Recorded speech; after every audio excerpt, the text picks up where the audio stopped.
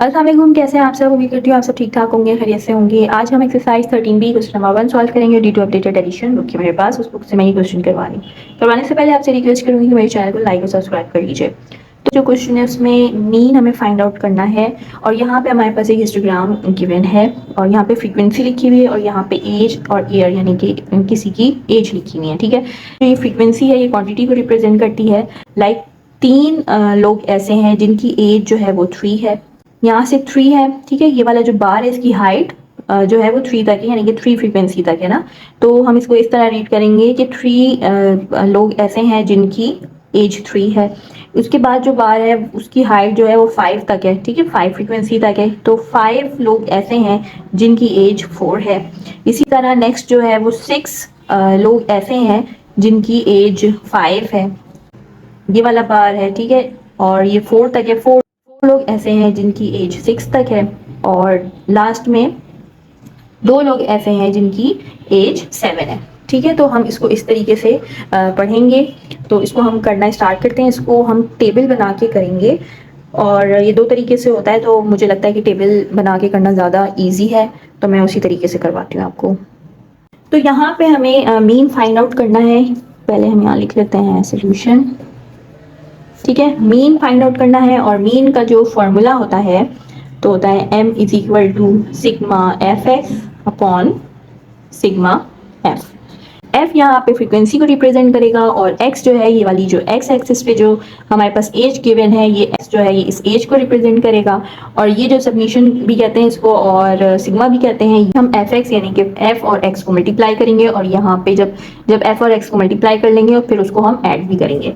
ठीक है, तो यहाँ पे एफ जो है वो फ्रीक्वेंसी को रिप्रेजेंट कर रहा है और यहाँ पे भी सिग्मा है, तो इसका मतलब है फ्रीक्वेंसी को भी हम ऐड करेंगे। यहाँ पे टेबल बना लेते हैं सबसे पहले।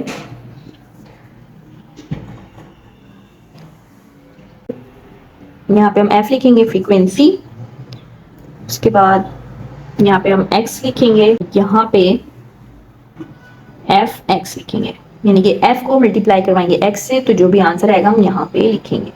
ठीक है, तो इसको इस तरीके से बना लेते हैं।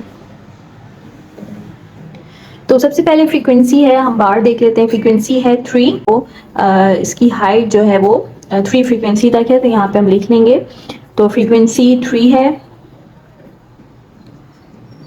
और x क्या है हमारे पास, ये जो एज है ये है 3 मल्टीप्लाई 3 इज इक्वल टू 9। ठीक है, अब एज 4 है और ये जो बार जा रहा है वो 5 फ्रीक्वेंसी तक जा रहा है, तो यहाँ पे लिख लेते हैं इसकी 5 फ्रीक्वेंसी है और एज इसकी 4 है, तो 5 multiplied by 4 is equal to 20। उसके बाद नेक्स्ट बार जो है एज 5 का, अब ये एज 5 की हाइट देखें, यहाँ से ऊपर जा रही है और 6 तक ये जो है जारी है, यानी कि 6 इसकी फ्रीक्वेंसी है। ठीक है, और 5 एज है, तो यहाँ पे हम 6 को मल्टीप्लाई करवाएंगे 5 से, तो ये हो जाएगा 30। ठीक, हाइट जो है वो 4 तक है, यानी कि 4 फ्रीक्वेंसी है और 6 जो है वो एज है, तो 4 फ्रीक्वेंसी है और 6 एज है। 4 को मल्टीप्लाई करवाएंगे 6 से, तो 84।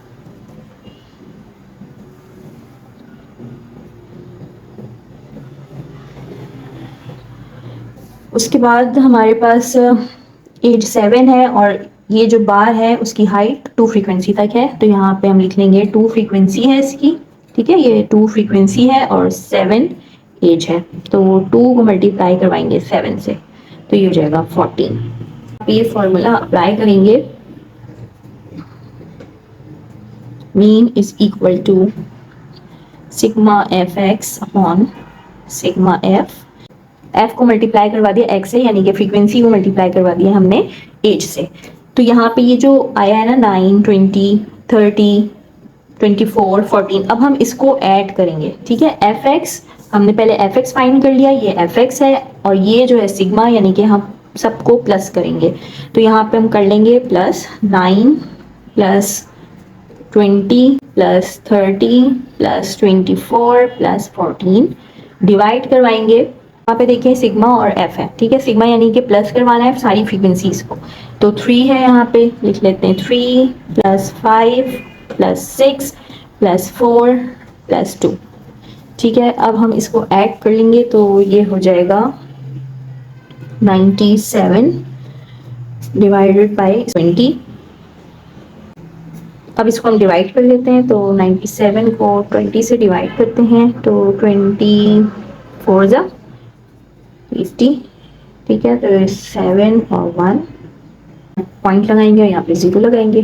ठीक है, अब हम इसको करेंगे तो 20 को अगर हम 8 से करते हैं, 8 0 से 0, 8 2 16, तो ये हो जाएगा 8 से 160।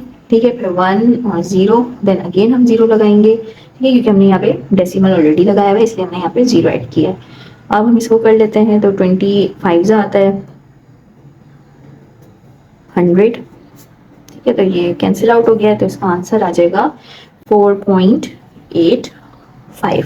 ठीक है, अब ये हमारे पास क्या रिप्रेजेंट करेगा, एज को, तो यहाँ पे हम लिख लेते हैं, तो यहाँ पे हम लिख लेते हैं ईयर्स। ठीक है, तो 4.85 ईयर्स इसका आंसर है।